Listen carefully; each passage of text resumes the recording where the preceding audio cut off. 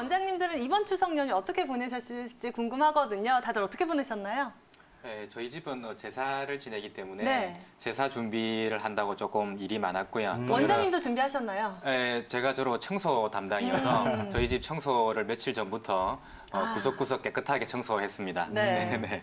제가 보는 그 어린 친구 중에 전간증, 그러니까 간질이 있는 친구가 있었는데요. 이 친구는 소화기가 좀 약한 편이라서 이런 명절 같은 어떤 음식을 과량 섭취하는 이런 시기에 주로 간질이 잘 발작하는 경우가 많아서 명절 전에 제가 좀 특별히 조금 주의를 드리고 명절을 보내라고 했는데 우려했던 일이 벌어졌어요. 명절에 이제 평소에 이 친구가 잘 먹지 않던 음식을 좀 과량 섭취를 하고 약간 체기가 있으면서 간질 증상이 나타나서 어머니가 제가 평소 가르쳐드린 중요한 혈자리를 지압하고 네. 그 고비를 넘긴 적도 있었고요. 네. 또 제 같은 경우는 이제 조금 그 발달이 느린 친구들이 주로 많이 오는데 이 친구가 명절에 크게 뭐 문제가 된다기보다는 이제 추석 무렵이 되면 이런 친구들은 이제 내년에 학교를 어떻게 입학을 해야 될 것인가, 뭐 1년 유예를 할 것인가, 네. 혹은 또 바로 입학을 할 것인가, 또 이제 우리가 시어른들을 자주 보지는 못하잖아요. 근데 그쵸. 이제 자주 보지 못하다가 또 만나면 아무래도 그 애를 바라보는 관점과 어른이 애를 바라보는 관점, 양육상의 차이, 특히 아이가 조금 말이 늦거나 부족한 친구인 경우에는 아무래도 어머니가 여러 가지 상황에서 우리나라의 한국적 현실은 혹시 애가 이제 조금 부족하면 어른들은 쉽게 말하기 쉽잖아. 애를 조금 잘해주지 않았냐 이렇게 말하기가 쉬운데 이제 그런 경우에 어머니들이 마음의 상처를 많이 받으시고 이제 그런 경우에 제가 대처법을 알려드리도록 하는데 좀 신경을 많이 쓰고 있는 편입니다. 먹고 나면 또 상이 나오고 먹고 나면 또 상이 나오고 명절 때문에 이렇게 되잖아요. 원장님들은 어떠셨어요? 네, 저는 차리느라 바빴는데요. 아. 네, 치우면 또 차리고, 치우면 또 차리고. 네. 네. 네, 저도 누가 주는 상 먹고 싶네요. 저희들의 고민이랑은 또 조금 다른 그러네요. 고민이네요. 천영 원장님 어떻게 좀 많이 좀 도와주셨나요? 저는 주로 뭐 음식 쪽에는 저희 네. 재수 씨들이 있기 때문에 그럼 많이 드신 주방에는 거네요. 제가 도와드릴 일이 없고 청소. 원래 손님이 오시기 전에 청소를 하는 게 사실은 일이 많잖아요. 네. 특히 뭐 이렇게 청소기를 돌리거나 걸레질을 하는 거는 그냥 무던한데 창문 닦는 게 어려워요. 이게 창문을 닦는 게.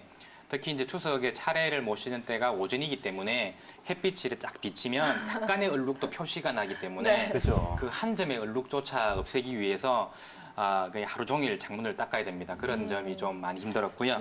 음식이라고 하면 이제 조금 제가 좀 사치스러운지는 모르겠습니다만은 네.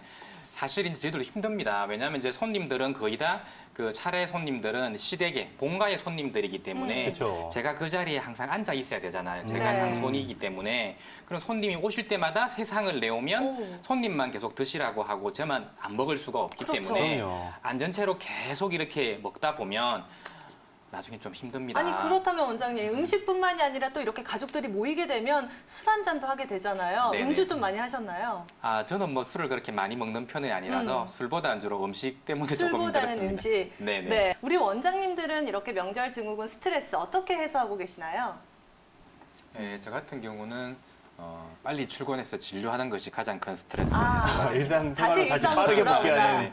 아까 제가 서혁진 원장님이 그 긴 연휴를 보내고 아니 커탈감이 몰려오더라는 말씀을 하셨는데 그는 가족과 이제 편안한 시간을 보내다 보니까 그런 말씀을 하시는 건데 실제 저 같은 경우는 오늘 오시는 손님도 많고 집안일도 많고 하다 보니까 또 그러다 보니까 아까 그 주로 요즘은 화병이 이제 예전에는 여자들의 측면에 맞춰져 있었다 그러면 네. 요즘은 시대가 많이 바뀌어서 남성분들이 명절 증후군 내지 힘들어하시는 분들도 많으세요. 왜냐하면은 여자분들이 힘든 건 눈으로 표가 나잖아요. 근데 그렇죠. 남자분들이 힘든 거는 어떤 정신적인 어떤 압박감이라는 것도 사실은 무시할 수가 없거든요.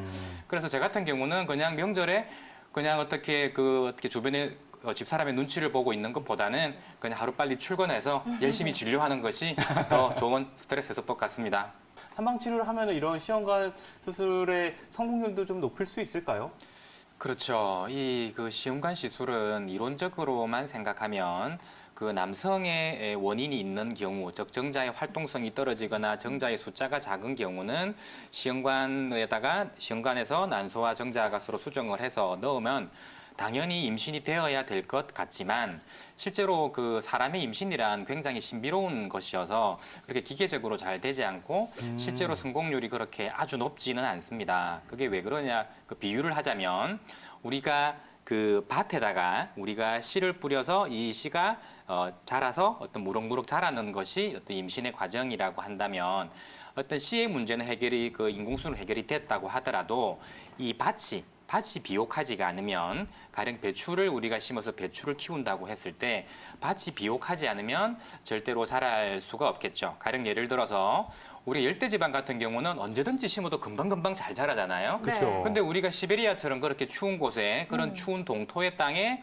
배추 씨를 뿌린다고 해서 씨가 절대 자랄 수가 없겠죠. 그래서 그때는 그런 경우는 이 씨를 자라는 밭의 온도를 올려주어야만 아까 제 원장님 말씀해 주신 것처럼 네. 밭의 온도를 올려주어야만 이 배추가 잘 자랄 수 있을 것이고 그다음에 사하라 사막에 그 건조한 그 사하라 사막에 우리가 씨를 뿌린다고 해서 배추가 자랄 수가 없는 없죠. 것이잖아요. 네. 그래서 그런 경우는 배추 씨가 잘 자랄 수 있도록 사막에 습도를 올려주어야만 배추가 더 잘 자랄 수 있는 그런 환경이 잘 갖추어진 상태에서 시험관 시술을 할 때 그 시술의 확률은 성공 확률은 더 올라간다고 할 수 있겠죠. 네, 비유를 통해서 우리 천용훈 원장님께서 쉽게 설명을 해주셨는데요. 저는 갑자기 궁금한 게 우리 시청자님의 경우는 아니지만 유산을 한 경험이 있다라고 하면 임신의 성공률이 적다라고 하는 소리도 있잖아요. 그쵸. 그렇다면 원장님, 이와 같은 경우에는 접근법이 좀 다를까요? 네, 유산을 한 경우는 출산을 한 것과는 조금 다르죠. 사실 정상적으로 임신을 하고 출산을 한 경우에는 사실은 몸에 무리가 좀 적게 갑니다만 유산이란 것은 제대로 익지 않는 과일이 억지로 떨어진 것과 같기 때문에 몸에 미치는 영향은 사실은 출산보다도 더 크다고 할 수 있죠. 제가 아까 조금 전에 그 밭에 대한 비유를 들었는데 이게 홍수가 나서 밭이 다 갈아엎어져 버린 거예요. 그러면 이 밭에 자갈도 있고 뭐 이상한 나무 가지도 있고 막 엉켜붙은 거예요. 그렇죠. 네. 거기다가 씨를 뿌린다고 해서 배추가 잘 자랄 수는 없겠죠. 그리고 이런 경우는 돌도 끄집어내고 그 잘못된 나무까지도 끄집어내고 밭을 잘 다시 그 관리를 해야만 다시 잘 자랄 수가 있는 것인데 현대적으로는 보통 유산의 종류에 따라 다릅니다만 보통 소파 수술 같은 거라서 일정 부분을 눈에 보이는 것은 제거를 합니다만 한의학적으로 눈에 보이지 않는 어혈이라든지 그런 조직의 상처 같은 것들을 잘 아물게 해야만 유착이 생기지 않아서 다음에 임신이 잘 이루어지게 될 수 있는데 그런 경우에 그런 것을 도와주는 한약 처방이나 아까 최 원장님 말씀해 주신 약침 치료나 뜸요법을 통해서 몸이 충분히 회복이 난 다음에 임신을 시도하는 것이 충분히 더 성공률을 높일 수 있겠습니다.